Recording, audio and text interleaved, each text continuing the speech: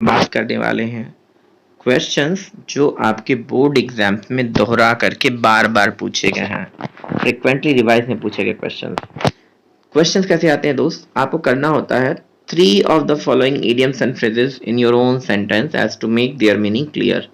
आपको दिए गए idioms and phrases में से किन्हीं 10 को अपने तरीके से यूज करना होता है सेंटेंस फ्रेमिंग के लिए, जिससे कि उस idioms का या उस पर्टिकुलर फ्रेज का मीनिंग क्लियर हो जाए सेंटेंस को पढ़ करके ही। तो चलिए कुछ ऐसे ही चीज़ों को देखते हैं आज हम। पहला बेटा आपका इडियोमेटिक एक्सप्रेशन है ब्रेक आउट करना। ये फ्रेज है एक्चुअली, और ये 2010, 16 और 19 में पूछा गया था। इसका मतलब होता है अचानक से फैल जाना। अच्छा, अक्सर इसका यूज जो होता है डिजीज या फायर के लिए करते हैं, कन्फ्लैग्रेशन के लिए। कन्फ्लैग्रेशन का मतलब होता है जंगल की आग के लिए। तो आप ये भी कह सकते थे कन्फ्लैग्रेशन ब्रोक आउट, या फिर कोविड-19 broke out in a very short time period.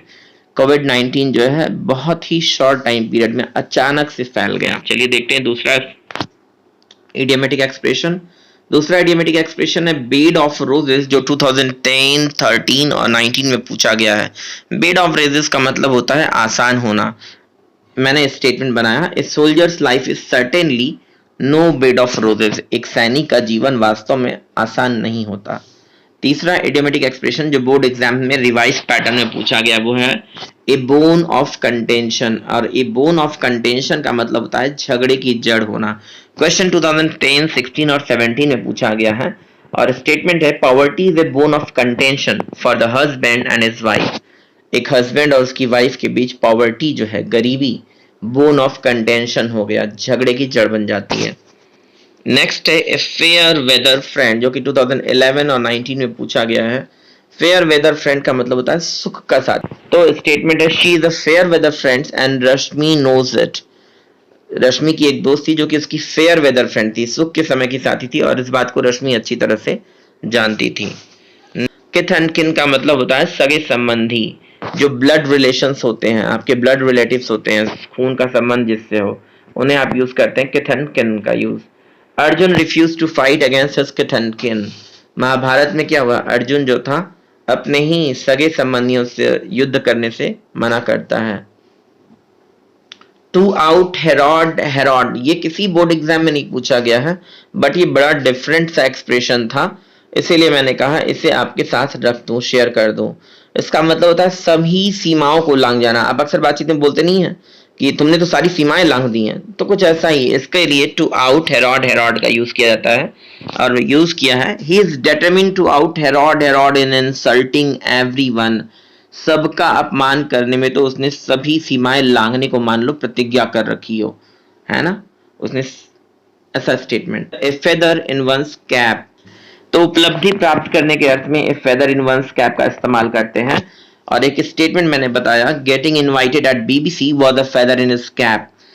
उस व्यक्ति को बीबीसी में बुलाया गया, ये उसकी उपलब्धियां, उसकी एक उपलब्धि है। नेक्स्ट स्टेटमेंट है वाइल्ड गूस चेज, 2009 और 16 में पूछा गया है। और वाइल्ड गूस चेज का मतलब होता है निष्फल प्रयास करना। वाइल्ड का मतलब जंगली, गूस एक पंछी को बोलते हैं, पक्षी को बोलते हैं। तो एक जैसे मुर्गा मुर्गी को पकड़ने जाओ तो काफी मुश्किल होती है ना, वैसा ही समझ लो। तो काफी मुश्किल हो जिस काम को करने में, और प्रयास अक्सर बाउंड टू बी फ्यूटाइल, मतलब कि निष्फल होने का बिल्कुल पक्का हो। तो अक्सर निष्फल प्रयास के लिए हम वाइल्ड गूस चेज का इस्तेमाल करते हैं। Preparing for UPSC by a porter appeared a wild goose chase to many but he made his way finally। एक पोर्टर के द्वारा, पोर्टर का मतलब होता है दोस्त कूली, एक कूली के द्वारा जब यूपीएससी की प्रिपरेशन की जा रही थी, टू मैनी तो बहुत से लोगों के लिए it was wild goose chase. ऐसा था कि अरे ये कूली प्रयास कर रहा है, प्रयास सफल नहीं होगा, but he made his way finally, पर उस व्यक्ति ने अपनी मकाम बना ही लिया, उसने सफलता हासिल कर ही ली। तो एक रियल स्टोरी भी है दोस्त, एक यूपीएससी क्रैकर की, जो कि अपने लाइफ में पहले पोर्टर का काम करते थे, और रेलवे की वाईफाई का यूज करते हुए उन्होंने अपनी पढ़ाई ऑनलाइन शुरू की थी। बहुत से लोग बहुत बड़ा बड़ा काम करते हैं, इंस्पिरेशनल होते हैं। आइए देखते हैं बाय लीप्स एंड बाउंड्स, 2014, 16 और 19 में पूछा गया है ये question. By leaps and bounds का मतलब होता है बड़ी तीव्रता के साथ प्रगति करना या दिन दूनी और रात चौगुनी प्रगति करना। ठीक है, एक स्टेटमेंट मैंने फ्रेम किया है, may you progress by leaps and bounds, the old lady blessed me, उस वृद्ध महिला ने मुझे आशीर्वाद दिया। May you progress by leaps and bounds, आप दिन दुनी रात चौगुनी प्रगति करो। अक्सर बड़े बुजुर्ग भी आशीर्वाद देते ही होंगे आपको भी। नेक्स्ट है एट डैगर्स ड्रॉन, जो कि 2010 और 19 में पूछा गया क्वेश्चन है। और एट डैगर्स ड्रॉन का मतलब होता है कटु शत्रुता होना, बहुत बिल्कुल तगड़ी वाली दुश्मनी होना। स्टेटमेंट है now both the families are at daggers drawn, अब दोनों ही परिवार एक दूसरे के खून के प्यासे हैं या एक दूसरे से कटु शत्रुता मन में रखते हैं। अगला स्टेटमेंट है हमारा इडियोमेटिक एक्सप्रेशन है एट लार्ज, जो कि 2011, 13 और 17 में पूछा गया सवाल है, जिसका मतलब होता है मुक्त होना या मुक्त रखना। For example the criminal was left at large purposely by police, यहाँ पर क्रिमिनली हो गया है, इसको आप सही कर लेना दोस्त, मैं क्रिमिनल लिखना चाह रहा था, टाइपिंग एरर है। तो उस क्रिमिनल को पुलिस ने पर्पजली उद्देश्यपूर्ण तरीके से जानबूझ करके लेफ्ट एट लार्ज खुले में छोड़ दिया था, मुक्त छोड़ रखा था। नेक्स्ट स्टेटमेंट है in black and white, in black and white 2014, 16 और 11 में भी पूछा गया सवाल है। इसका मतलब होता है लिखित रूप में किसी चीज को कहना।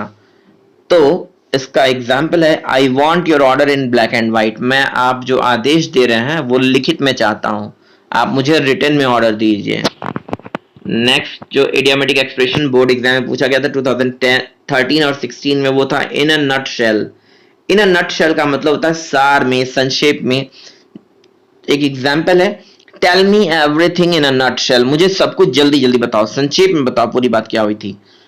नेक्स्ट जो इडियोमेटिक एक्सप्रेशन दोस्त वो है निप इन द बड, और ये 2010, 11, 13, 18 में पूछा गया था, 4 साल पूछा गया था, बहुत ही इंपॉर्टेंट है, जरूर ध्यान देना। इसका मतलब होता है शुरू में ही नष्ट कर देना, किसी मुसीबत को शुरू में ही खत्म कर देना। एक स्टेटमेंट मैंने बनाया है, a Chinese spy mission against India was nipped in the bud by Indian commandos. A Chinese spy mission, spy का मतलब होता है जासूस, और जासूसी मिशन, एक चाइनीज जासूसी मिशन जो कि भारत के अगेंस्ट था, खिलाफ था, उसे इंडियन कमांडोज ने निप्ड इन द बड, शुरू में ही खत्म कर दिया। नेक्स्ट स्टेटमेंट हमारा है इडियोमेटिक एक्सप्रेशन है ऑफ एंड ऑन, जो कि 2017 और 19 में पूछा गया था दोस्त। इसका मतलब होता है ऑफ एंड ऑन का मतलब अनियमित रूप से कोई काम करना। For example he is very old and he operates patients on end of now, वो जो डॉक्टर है काफी वृद्ध हो चुके हैं और इस वजह से अब वो ऑपरेशन का काम कभी कभी करते हैं, पेशेंट्स का ऑपरेशन यदा कदा अनियमित रूप से करते हैं।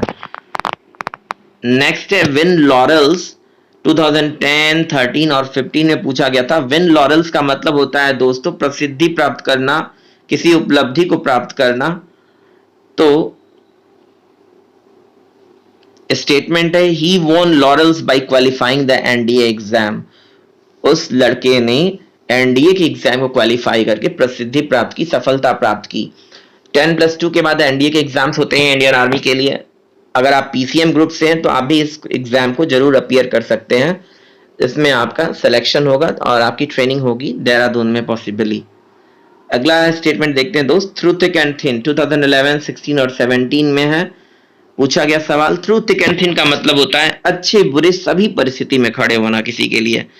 ठीक है, for example she stood by him through thick and thin, वो लड़की जो थी उसकी पत्नी थी, उसके मुसीबत अच्छे बुरे हर परिस्थिति में उसके साथ खड़ी थी। अच्छा यहाँ पे बाई का यूज करना, स्टूड बाई का यूज करिएगा, ये प्रीपोजिशन कई कॉम्पिटेटिव एग्जाम में पूछे भी जाते हैं, इस प्रीपोजिशन का यूज पर्टिकुलरली इसी फ्रेज के साथ।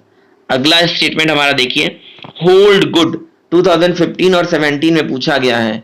होल्ड वाटर भी कभी कभी बोलते हैं, होल्ड वाटर या होल्ड गुड का मतलब होता है प्रासंगिक होना या सही होना। For example, many people believe that universal rules of goodness hold water in every phase of life.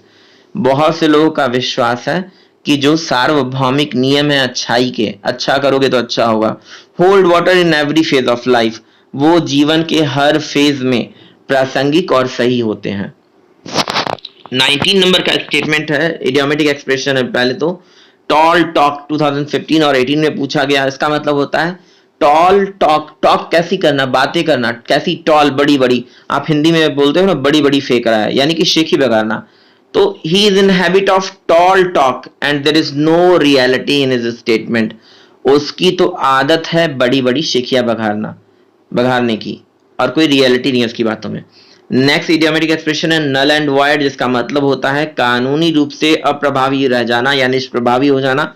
2015 और 16 में पूछा गया है। और हाल फिलहाल के फेज में 3 farmers law turn null and void after prime minister's declaration. प्रधानमंत्री जी की घोषणा के बाद तीनों कृषि कानून नल एंड वाइड हो गए, यानी कि कानूनी रूप से निष्प्रभावी या अप्रभावी हो गए।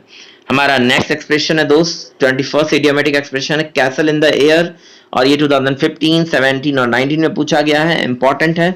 इसका मतलब होता है हवाई किले बनाना या हवाई पुल बांधना। अक्सर आप हिंदी में एक्सप्रेशन करते होगे इस तरह के स्टेटमेंट को, he should not make a castle in the air, उसे हवाई किले नहीं बनाने चाहिए। हवाई किले का मतलब क्या होता है दोस्त? हवाई बातें करना, यानी कि जो रियलिटी में काम किए बिना सोचना कि ऐसे ऐसे कर लूंगा। और नेक्स्ट है हमारा लॉन्ग फॉर, ये एक्सप्रेशन का मतलब होता है तरसना या इच्छा करना किसी चीज की। 2015 और 17 में पूछा गया है। ध्यान रखना लॉन्ग एज अ वर्ब का मतलब होता है तरसना, और लॉन्ग एज एन एडजेक्टिव का मतलब होता है लंबा। तो यहां से एक और आप चीजें सीख सकते हैं, और लॉन्ग के बाद प्रीपोजिशन फॉर का ही इस्तेमाल करते हैं अगर ये वर्ब के तौर पे आया है तो। He long for a cup of tea, तो ठंड का मौसम है, ऐसा स्टेटमेंट मैंने लिख दिया। He long for a cup of tea, उसे चाय पीने की बड़ी तरस हो गई, वो एक कप चाय पीना चाहता था। गेट द बेटर ऑफ 2015 और 16 में पूछा गया क्वेश्चन है बेटा। इसका मतलब होता है श्रेष्ठता हासिल होना किसी चीज में या किसी को मात दे देना।